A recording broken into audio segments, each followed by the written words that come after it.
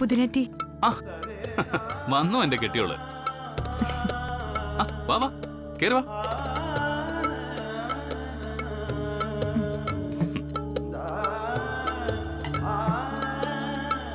സത്യത്തിൽ പുതിനാറ്റേക്ക് വേണ്ടിയിട്ടൊന്നുമല്ല ഞാൻ നിന്നോട് ഇങ്ങോട്ട് വരാൻ പറഞ്ഞത്.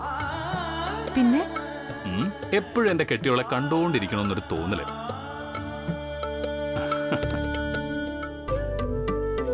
നീ യേശുദാസിന്റെ ഒരു പഴയ പാട്ട് കേട്ടിട്ടുണ്ടോ?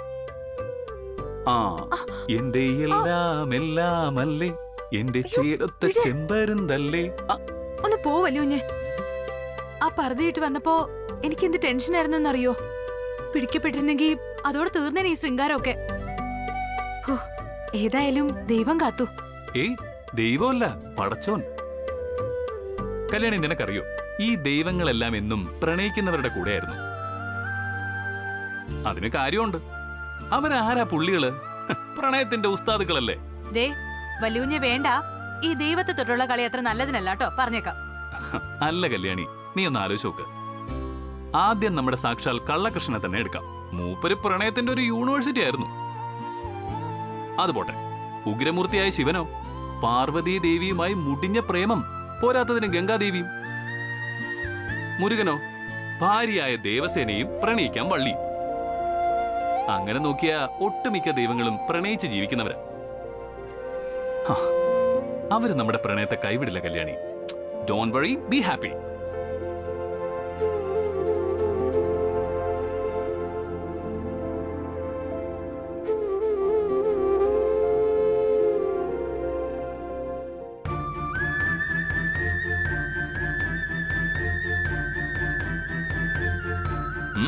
എന്തു പറ്റി എന്റെ പെണ്ണുപിള്ളേ?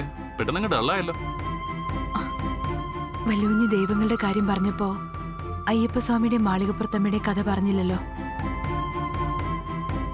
ഒരിക്കലും നടക്കാത്ത മംഗല്യത്തിനു വേണ്ടി കാത്തിരിക്കുന്ന മാളികപ്പുറത്തമ്മയാണോ ഞാനെന്ന് തോന്നാറുണ്ട് എനിക്ക്. ആശിക്കാൻ മാത്രം അർഹതയുള്ളൊരു സ്ത്രീ ജന്മം. മതി മതി, നീ വെറുതെ സെന്റി ഡയലോഗ് അടിക്കാതെ ഇങ്ങോട്ടൊന്നെ നമുക്കൊരു സെൽഫി എടുക്കാം.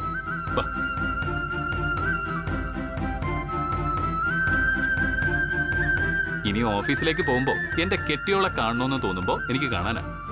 അയ്യോ, അതൊന്നും വേണ്ട വല്യൂഞ്ഞെ. ഞാനിവിടെ തന്നെ ഉള്ളതല്ലേ, രാവിലെ വൈകിട്ട് കാണാലോ.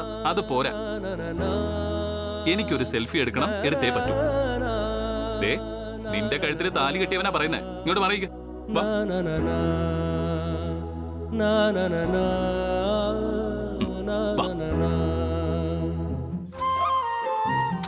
മുഖത്തൊരു ചിരി വരട്ടെ. കെട്ടിയന്റെ കൂടെയല്ലേ നിൽക്കുന്നേ. ചിരിക്കല്ലേ നീ? കമാ.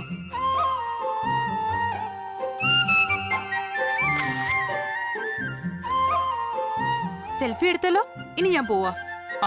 എന്താ ഇത്ര ധൃതി? ഇത്രയും നാളും എന്നെ ഫോണിലൂടെയല്ലേ ആനന്ദേട്ടാന്ന് വിളിച്ചിട്ടുള്ളൂ. ഇന്നൊന്ന് നേരിട്ട് വിളിക്കും, ഞാൻ കേക്കട്ടെ.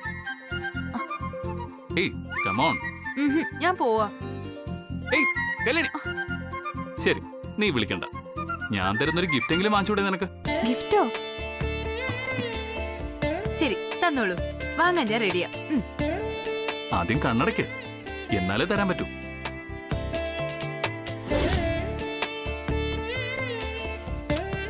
കണ്ണടയ്ക്ക് കല്യാണി. എന്നെ നിനക്കെന്താ വിശ്വാസമില്ലേ?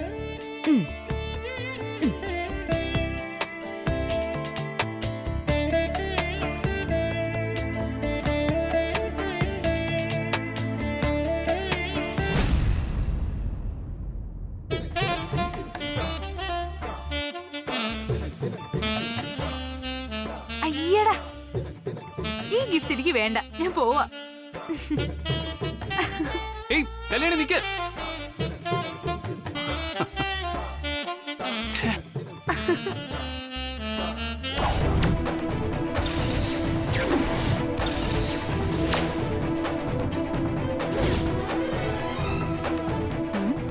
എന്താടി അവിടുന്ന് സ്വയം മറന്ന് തുള്ളിച്ചാടിക്കൊണ്ട് ഇറങ്ങിയത്? എന്തായിരുന്നടി അതിനകത്ത്?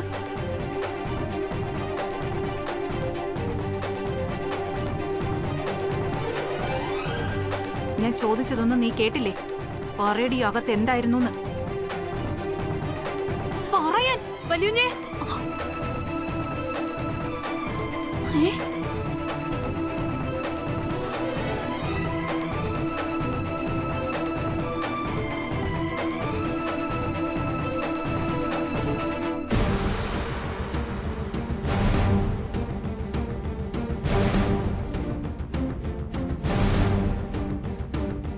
നീ എന്നെ പറ്റിച്ചിട്ട് പോയി അല്ലേ? പൊയ്ക്കോ, നിന്നെ എന്റെ കയ്യിൽ കിട്ടാതിരിക്കില്ലല്ലോ. അന്ന് നിന്റെ കള്ളക്കളിയെല്ലാം ഓരോന്നോരോന്നായി പൊളിച്ചടുക്കും ഞാൻ.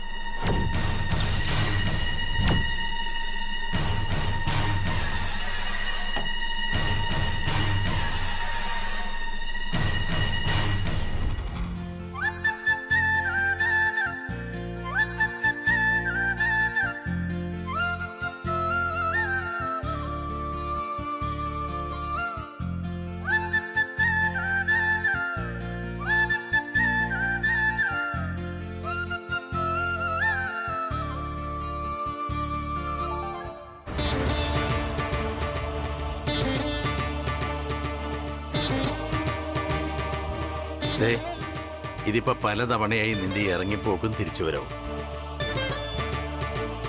ആത്മാർത്ഥമായിട്ട് പറഞ്ഞാ നീ ഇനി ഇവിടെ നിൽക്കണമെന്ന് എനിക്കില്ല. അതാ ഞാൻ തൃച്ചംബരത്ത് വെച്ച് നേരിട്ട് പറഞ്ഞതും. പക്ഷെ മാഡത്തിന്റെ വലിയ മനസ്സ് അതെനിക്ക് അനുസരിക്കേണ്ടി വരുന്നതുകൊണ്ടാണ്.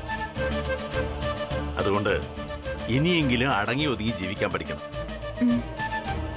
ഏതോ ദൈവഭാഗ്യത്തിന് വഴി കിടക്കുന്ന കണ്ട ആരോ ഹോസ്പിറ്റലിൽ എത്തിക്കുകയും ജീവൻ തിരിച്ചു കിട്ടുകയും ചെയ്തു. ഇനിയെങ്കിലും മാഡം തന്ന ഈ പരമ്പരാഗത മാല കഴുത്തിൽ നിന്ന് ഊരിപ്പോകരുത്. പറയുന്ന വല്ല മനസ്സിലാവുന്നുണ്ടോ നിനക്ക്? മനസ്സിലായി. ഇനി ഞാനിത് ഊരില്ല അച്ഛാ. ശരി, നിങ്ങൾ കഴിക്കുക. ആ സേവിയർ കുറച്ച് കാശ് കടം ചോദിച്ചിട്ടുണ്ടായിരുന്നു, കൊടുത്തിട്ട് അച്ഛനിപ്പോ വരാം.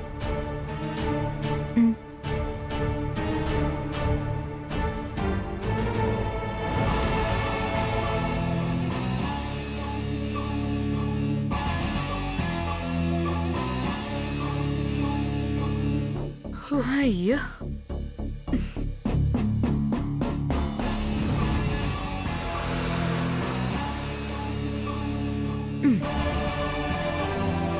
എന്റെ ചേച്ചി, ഏതായാലും ചേച്ചി മുംബൈ പോയ കാര്യം അച്ഛനും അഖിലമ്മയുടെ അറിയാത്തതാ ഏറ്റവും വലിയ ഭാഗ്യം. ചേച്ചി ഇത്രയും ദിവസം മുംബൈയിൽ വല്യൂഞ്ഞിനോടൊപ്പം ആയിരുന്നെങ്ങാനും അച്ഛൻ അറിഞ്ഞ, എനിക്കിത് ആലോചിക്കാൻ കൂടി പറ്റുന്നില്ല. ശരിയാ.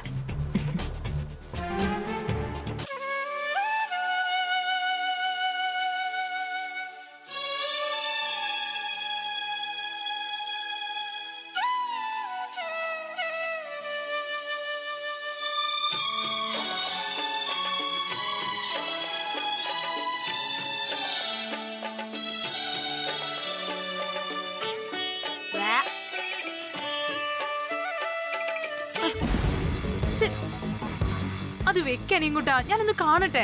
ചേച്ചി വേറെ നല്ല പാട്ടുകളുണ്ട്.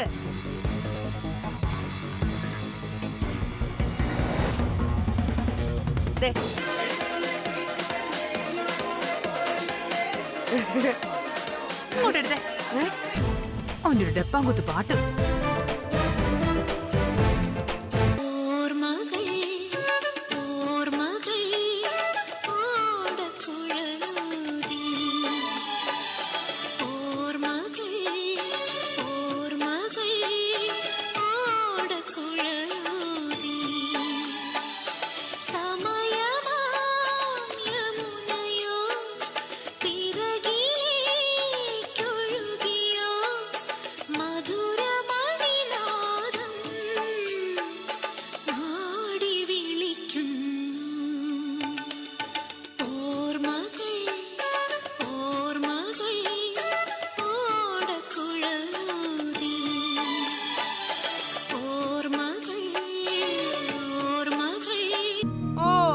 ശരി, അപ്പൊ കിനാവും കാണാൻ തുടങ്ങിയല്ലേ? കിനാവൊന്നും അല്ല നീക്കുട്ടാ, യഥാർത്ഥത്തിൽ നടന്നതൊക്കെ ഈ പാട്ട് കേട്ടപ്പോ ഓർമ്മ വന്നതാ.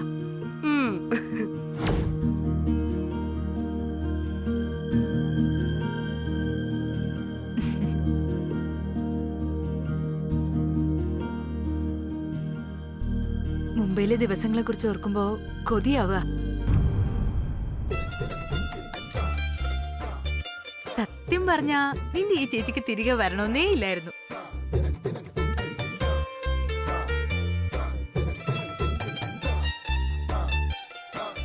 നിനക്ക് കേക്കാൻ നടന്നൊരു തമാശ പറയട്ടെ. വലിയ കുഞ്ഞൊരു ദിവസം ഉപ്പുമാവ് ഉണ്ടാക്കി തന്നു എന്നോട് മാറാൻ പറഞ്ഞിട്ട്. എന്റെ അമ്മോ, വായിൽ വെക്കാൻ പോലും കൊള്ളില്ലാത്തത്ര ഉപ്പായിരുന്നു.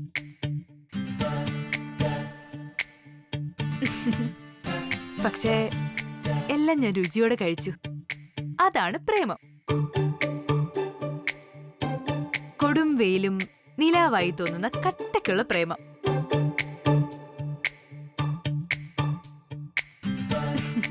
മനസ്സിലായോടാ? മനസ്സിലായി.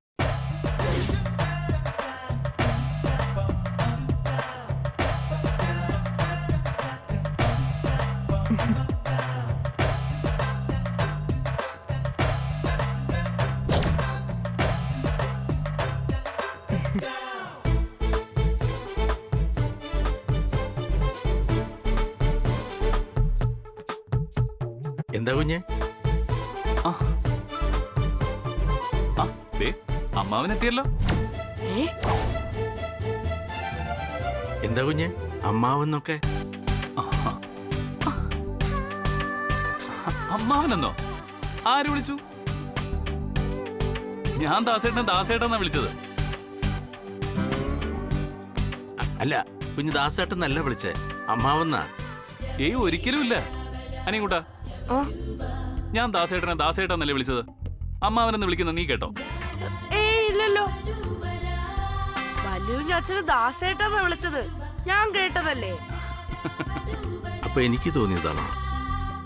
അങ്ങനെ അവൻ വഴിയില്ലല്ലോ. ചേടാ, ദാസേട്ടൻ എന്താ വിശ്വാസം വരാത്ത പോലെ? കല്യാണി, എങ്കിൽ നീ തന്നെ പറ, ഞാൻ ദാസേട്ടനല്ലേ വിളിച്ചത് അതോ അമ്മാവാന്നോ? വല്യുഞ്ഞ് ദാസേട്ടെന്നാ വിളിച്ചേ. ഞാനും എന്റെ കാതുകൊണ്ട് കേട്ടതാ. എന്താ ദാസേട്ട ഇതൊക്കെ? ദേ, കാതില് ചെവിക്കായ ഉണ്ടെങ്കിൽ ഇളക്കി കളഞ്ഞേക്കണം കേട്ടോ. ഏതായാലും അത് പോട്ടെ. ഞാൻ വന്നത് ദാസേട്ടനെ വിളിക്കാനാ. നമുക്ക് ആ മൊബൈൽ ബസാർ വരെ ഒന്ന് പോണമല്ലോ. വണ്ടി ഒന്ന് എടുക്കാൻ പറ്റുമോ? അതിനെന്താ കുഞ്ഞെ, ഇപ്പൊ റെഡി. താക്കോലെടുത്തിട്ട് വരാം.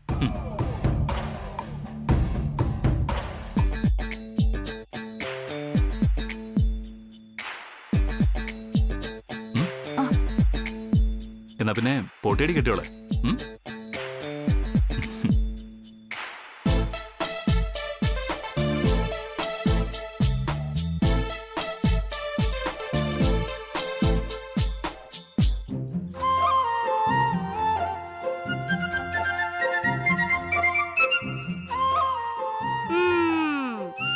വലിയ ആള് പുലിയാണ് കേട്ടോ. ഇപ്പൊ മനസ്സിലായി 16 കമ്പനിയൊക്കെ എങ്ങനെയാ നടത്തിക്കൊണ്ട് പോകുന്നതെന്ന്. അതാണ്.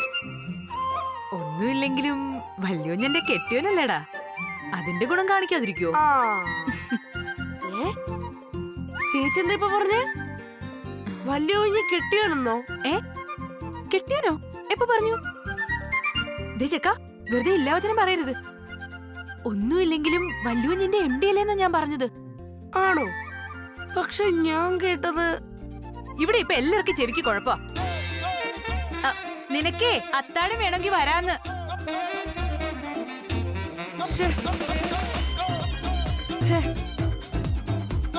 അതല്ല ഞാൻ ആലോചിക്കുന്നേ. ചേച്ചി കെട്ടിയോന്നല്ലേ അപ്പൊ പറഞ്ഞേ? അനിയൻകുട്ടാ, അതാ വരുന്നു.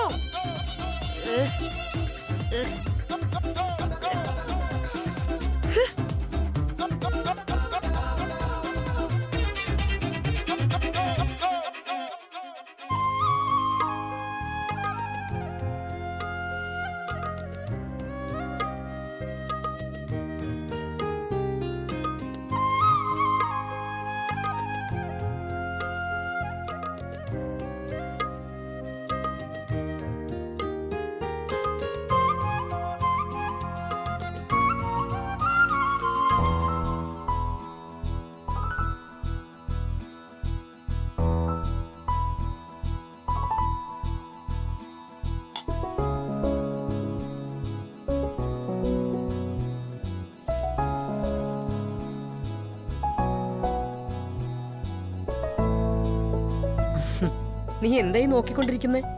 നമ്മുടെ ഇന്റീരിയർ പെയിന്റ് ചെയ്യുന്ന കാര്യം പറഞ്ഞിരുന്നില്ലേ? അതിനുള്ള കളർ ഷെയ്ഡ്സ് നോക്കിക്കൊണ്ടിരിക്കുകയായിരുന്നു. അതിനെന്താ ഇത്ര നോക്കാനുള്ളത്? നീ ആ നെറുലാക്കിന്റെ സൈറ്റ് ഒന്ന് ഓപ്പൺ ചെയ്. ആ.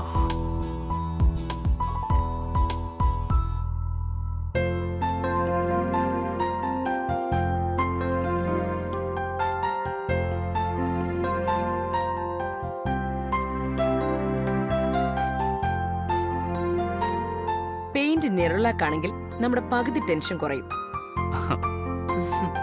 നെറുലാക്ക് ഇംപ്രഷൻ UHD ആണെങ്കിൽ നമ്മുടെ ഭിത്തിക്ക് കൂടുതൽ തിളക്കം കിട്ടും.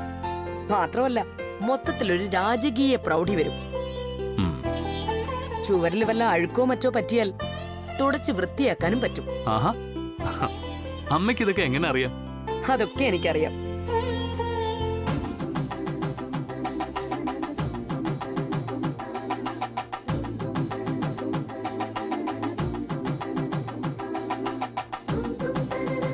നമ്മുടെ പെയിന്റ് നെറുലാക്ക് മതി. അമ്മ പറഞ്ഞ പിന്നെ അപ്പീലില്ലല്ലോ.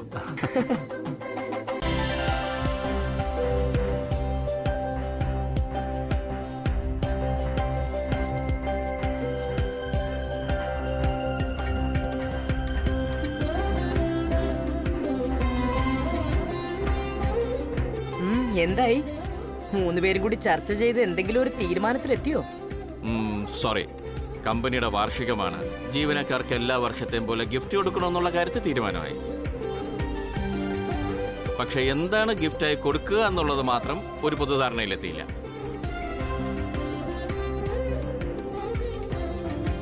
ആന്റി, നമുക്ക് ഇത്തവണ വർക്കേഴ്സിനൊരു ട്രിപ്പ് അറേഞ്ച് ചെയ്താലോ?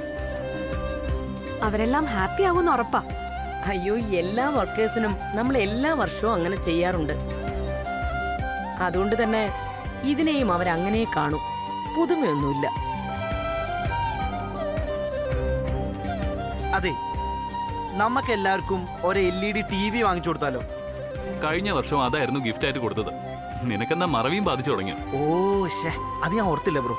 അങ്ങനെയാണെങ്കിലേ അതുപോലെ വേറെ എന്തെങ്കിലും ഹോം അപ്ലയൻസസ് മേടിച്ചു കൊടുത്താലോ? വല്ല വാഷിംഗ് മെഷീനോ ഫ്രിഡ്ജോ AC അങ്ങനെ എന്തെങ്കിലും. ഈ പറഞ്ഞതെല്ലാം കഴിഞ്ഞ കാലങ്ങളിൽ ഓണത്തിനും വാർഷികത്തിനുമായിട്ട് കൊടുത്തു കഴിഞ്ഞതാണ് അരവിന്ദ്. പുതുതായിട്ട് എന്ത് ചെയ്യാന്ന് ആലോചിക്കുക. ആന്റി, എന്ത് ഗിഫ്റ്റ് കൊടുക്കുന്ന കാര്യം പറയുന്നേ? എടി, വരാൻ പോകുന്നത് കമ്പനിയുടെ വാർഷിക. അന്ന് 2 ദിവസം 16 കമ്പനികൾക്കും അവധി കൊടുക്കും. തുടർന്ന് ജോലിക്കാർക്ക് ബോണസും ഗിഫ്റ്റും കൊടുക്കും. എന്നിട്ടാണ് പുതിയ വർഷത്തിലേക്ക് കമ്പനി കടക്കുക. അതിനിടയിൽ പൂജവയ്പ്, ആഭരണ പൂജവയ്പ്, പാട്ട് കച്ചേരി തുടങ്ങിയ പല തൃച്ചംബരം സ്പെഷ്യൽ ഐറ്റംസും കാണും. ആണോ? നീ ഇതെല്ലാം കാണാൻ കിടക്കുന്നതല്ലേ ഉള്ളൂ. ഓ, അങ്ങനെയൊക്കെ ആയിരുന്നോ? സംഭവം ഏതായാലും കൊള്ളാം. എല്ലാ ദിവസവും തിന്നാൻ വലിയ സ്പെഷ്യലും കിട്ടിയാൽ മതിയായിരുന്നു. ഞാൻ ആലോചിക്കുന്നത് എല്ലാ സ്റ്റാഫുകൾക്കും കമ്പനി ലോഗോ പതിച്ച ലോക്കറ്റോട് കൂടിയ സ്വർണ്ണമാല ഗിഫ്റ്റായി കൊടുത്താലോ എന്നാ. എന്തോ സ്വർണ്ണമാലയോ? ആ, അത് കൊള്ളാം കൃഷ്ണേട്ടാ. ആനന്ദേ, നീ എന്തു പറയുന്നു? ഒരു പുതുമയുണ്ട് അതില്. അച്ഛന്റെ ഐഡിയ കൊള്ളാം. പക്ഷേ നമ്മൾ കമ്പനിയെ മാർക്കറ്റ് ചെയ്യാനുള്ള അവസരം മുതലാക്കുന്ന പോലെ ആവില്ലേ? ആ, അതാ ഒരു സംശയം. ഓ അതെ, അതച്ഛൻ ചിന്തിച്ചില്ല. അപ്പൊ അത് വിട്ടേക്കാം. ഞാനങ്ങ് ഭയന്നു പോയി. ഇതെനിക്കും കൂടി അനുഭവിക്കാനുള്ള സ്വത്താണേ. അഖിലാന്റി, ഞാനൊരു നിർദ്ദേശം പറയട്ടെ. വെറുതെ വിവരക്കേടൊന്നും വിളിച്ചു പറയല്ലേ. അടങ്ങ് നീ. ഇനി നീയായിട്ട് കുറയ്ക്കണ്ട, പറഞ്ഞു. നമുക്ക് ഈ 16 കമ്പനികളുടെയും സ്റ്റാഫുകൾക്കും കൂടിയേ ഒരു 5 സ്റ്റാർ ഹോട്ടലില് ഭക്ഷണം ഏർപ്പാട് ചെയ്ത് കൊടുത്താലോ? ചിക്കനും മട്ടനും ഫിഷും എല്ലാം കൂടി ആവുമ്പോ അവർക്ക് ഭയങ്കര സന്തോഷാവും. ഡ്രിങ്ക്സ് സെപ്പറേറ്റ് ആക്കി കൊടുക്കാം. സന്തോഷാവും അവർക്കല്ല, നിനക്ക്. കഷ്ടം തന്നെടി, ഒരു തീറ്റിപ്രാന്തി വന്നേക്കുന്നു.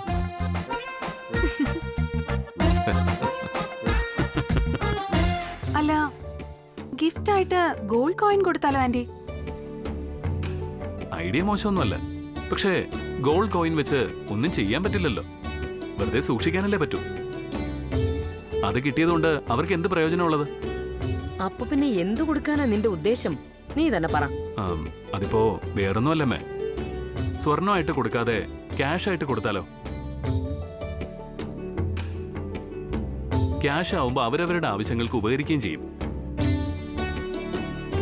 ആവശ്യങ്ങൾക്ക് ഉപകരിക്കുമ്പോഴാണ് എന്ത് മൂല്യമുള്ളതാവുന്നത്. അത് കറക്റ്റ് ആനന്ദ്. ഈ ഗിഫ്റ്റിൽ അവർക്ക് സന്തോഷാവുന്ന ഉറപ്പാ. ശരി, പണമായിട്ട് കൊടുക്കാനാണെങ്കിൽ എന്തു കൊടുക്കണോന്ന് പറയും. എത്ര രൂപ? അത് അച്ഛൻ പറഞ്ഞതുപോലെ ഏകദേശം 2 പവന് തുല്യമായ തുക കൊടുക്കേണ്ടി വരും മിനിമം. അയ്യോ, 2 പവന്റെ രൂപയോ? ഒരാൾക്ക് 50,000 രൂപ മാത്രം പോരാ, ബോണസ് കൂടി കൊടുക്കേണ്ടി വരും. ചെറിയ ബാധ്യതയാണ്. അറിയാം, പക്ഷേ പണമല്ല, മറിച്ച് തൊഴിലാളികളുടെ സന്തോഷമാണ് നമുക്ക് പ്രധാനം.